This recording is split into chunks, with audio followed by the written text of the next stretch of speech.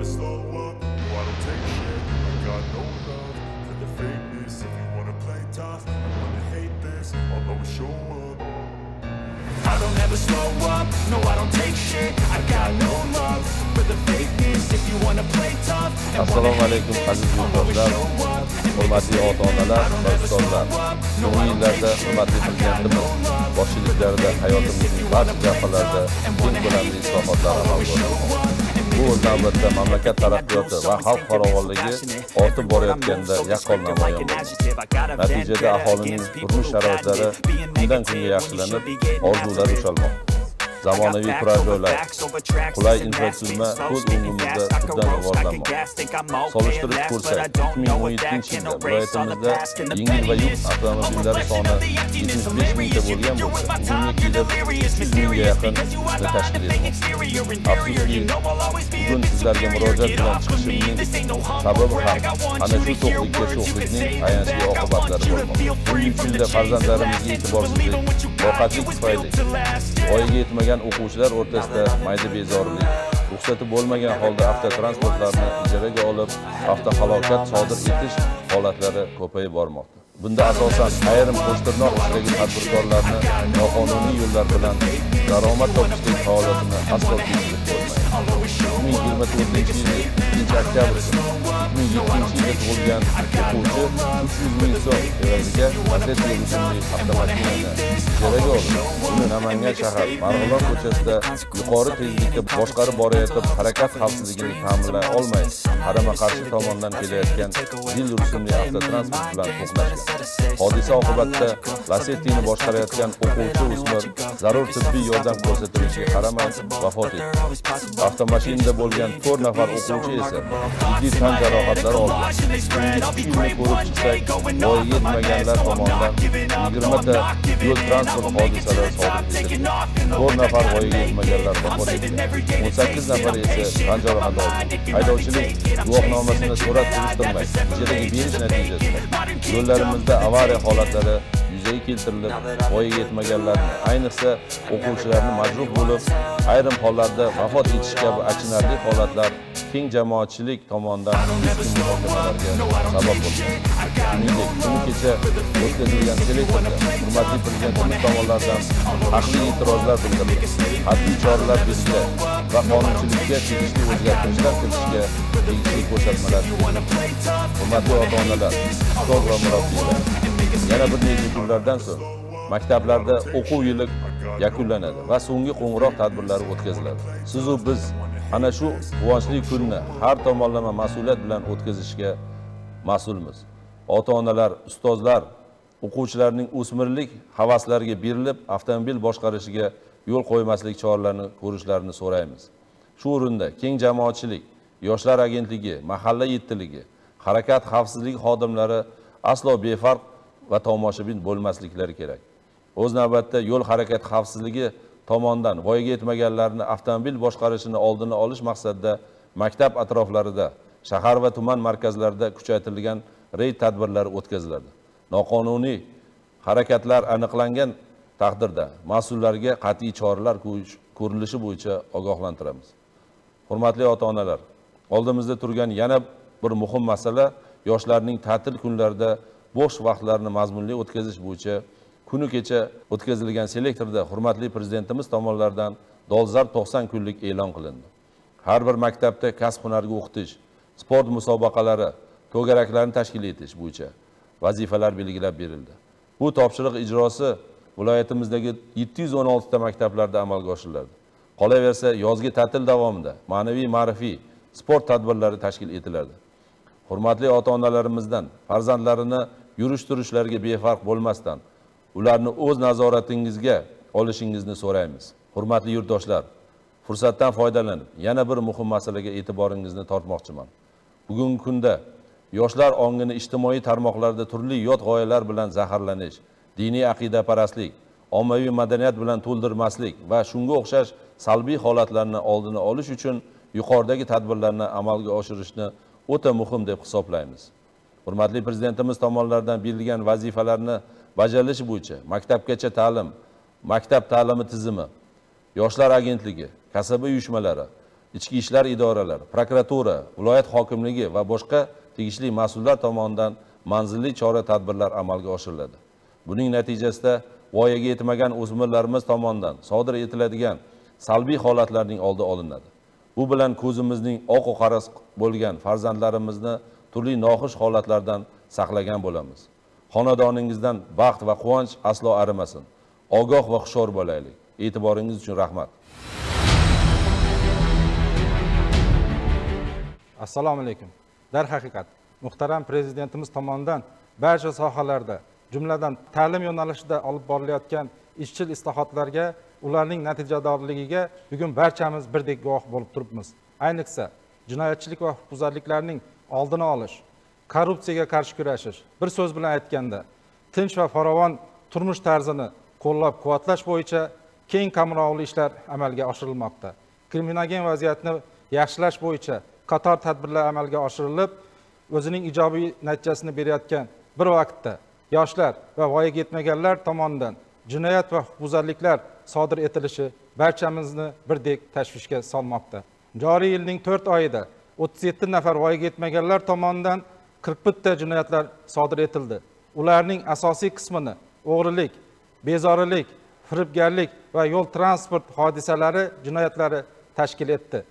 Qayd etilganidek, oxirgi yillarda qariyb 20 ta holatda voyaga yetmaganlar tomonidan yo'l transport vositalarini noqonuniy boshqarib, yo'l ulov hodisalari sodir etilgan. Joriy yilning 5-aprel kuni yo'llangan murojaatda ushbu hodisalar oqibatida voyaga yetmaganlarning 7 nafari vafot etganligi, 25 nafari esa turli darajada tan jarohatlari olganligiga alohida urg'u berilib, hurmatli ota-onalarga bu masalaga alohida e'tibor qaratishlarini so'ragan edik. Yuqorida ta'kidlanganidek, kuni kecha o'tkazilgan selektor yig'ilishida ham hurmatli prezidentimiz tomonlaridan ushbu holatlarga e'tiroz bildirilib, qat'iy choralar ko'rish haqida ko'rsatmalar berildi. Avtomobillarni ijaraga berish bilan shug'ullanuvchi, takrorlash bo'lsa ham aytaman, Qo'shtirnoq ichidagi tadbirkorlar voyaga yetmaganlarga ma'lum bir haq evaziga noqonuniy daromad ilinjida hech qanday hujjatlarsiz avtomashinani boshqarishga topshirib, ayanchli qismatlariga sabab bo'lmoqda. E'tibor bering, voyaga yetmaganlarga hech bir hujjatlarsiz vaqtinchalik ijara asosida avtomashina berilishi oqibatida oxirgi 3 yilda 9 ta holatda transport hodisalari sodir etilgan. Ayrim ota-onalar ham farzandlari kelajagiga e'tibor qaratmasdan ularning xoyu havaslari bo'yicha transport vositasini boshqarishga berishlari oqibatida farzandlari bir umrga majruh yoki halok bo'lmoqda. Joriy yilning 4 oyida ota-onalar tomonidan maktab o'quvchisi bo'lgan farzandlariga transport vositasini berishlari oqibatida 2 ta yo'l transport hodisasi sodir etilgani, oqibatda 2 nafar bolalar vafot etgani, 1 nafar bola esa jarohatlangani bunga yaqqol misoldir. Voyaga yetmaganlarga hujjatsiz transport vositasini boshqarishga bergan shaxslarni hamda ota-onalarni jinoiy javobgarlikka tortish bo'yicha qonunchilikka tegishli takliflar ishlab chiqilgan bo'lib, hozirda ko'rib chiqilmoqda. Shuningdek, voyaga yetmaganlar tomonidan jinoyat sodir etilishiga sababchi bo'lgan mansabdor shaxslarga hamda farzandiga ta'lim-tarbiya berish majburiyatini bajarmagan va ularning tarbiyasiga salbiy ta'sir qiluvchi ayrim ota-onalarga nisbatan qat'iy choralar ko'rildi. Xususan 172 nafar mansabdor shaxslar intizomiy javobgarlikka tortildi. Xizmat vazifalarini lozim darajada bajarmagan 8 nafar mutasaddilarga nisbatan jinoyat ishlari qo'zg'atildi. Masalan, Namangan tumanidagi 25-sonli maktabning 11-sinf o'quvchisi begona fuqaroning Damas rusumli avtomashinasini olib qochganligi holati bo'yicha jinoyat ishi qo'zg'atilgan. Ushbu jinoyatning kelib chiqish sabablari o'rganilganda, o'quvchi maktabning ichki tartib va odob-axloq qoidalariga bo'ysunmaydigan, tarbiyasi og'ir, ruhiyati o'zgarishi mavjud bo'lsa-da, maktab ma'muriyati tomonidan unga murabbiy biriktirish choralari ko'rilmagan. Bundan ham achinarlisi, E-maktab.uz platformasiga o'quvchi qatnashmagan 60 soat darslarda qatnashganligi hamda 4 ta fandan baho olganligi haqida soxta ma'lumotlar kiritishgan. Mazkur holat bo'yicha 25-sonli maktab mansabdor shaxslariga nisbatan jinoyat ishi qo'zg'atilib, hozirda tergov harakatlari amalga oshirilmoqda. Shuningdek, farzandlariga ta'lim-tarbiya berish majburiyatini bajarmagan 234 nafar ota-onalarga nisbatan ma'muriy javobgarlik to'g'risidagi kodeksning 47-moddasi bilan voyaga yetmaganlarga transport vositasini boshqarishga topshirgan 67 nafar shaxslarga nisbatan 135-moddasi bilan ma'muriy bayonnomalar rasmiylashtirildi. Kelgusida ham prokuratura organlari tomonidan aniqlangan har bir bunday holatlarga nisbatan keskin va qat'iy choralar ko'riladi. Aziz namanganliklar, albatta viloyatimizda bunday salbiy holatlarni oldini olishda, umuman barcha sohalarda qonuniylikni ta'minlashda eng avvalo mahalla ahliga, nuroniylarimizga, turli mehnat jamoalaridagi jonkuyar va vatanparvar insonlarga ularning amaliy yordami va hamkorligiga tayanamiz. Viloyatimizda qonuniylikni mustahkamlash va qonun ustuvorligini ta'minlashning barcha choralarini ko'ramiz.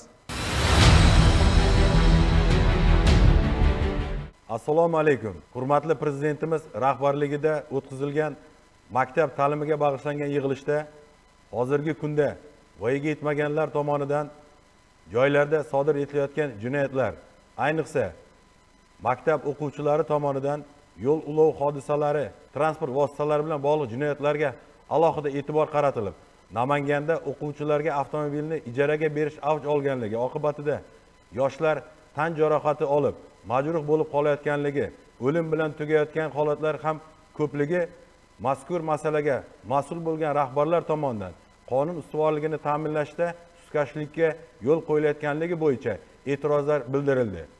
Biz ushbu e'tirozlardan to'g'ri xulosa chiqargan holda viloyatda ichki ishlar, prokuratura, hamkorlikdagi tashkilotlar, viloyat hokimligi boshchiligida ushbu yo'nalishdagi chora-tadbirlarimizni qaytadan belgilab olib, tegishli chora-tadbirlar bo'yicha ishlarni amalga oshiramiz.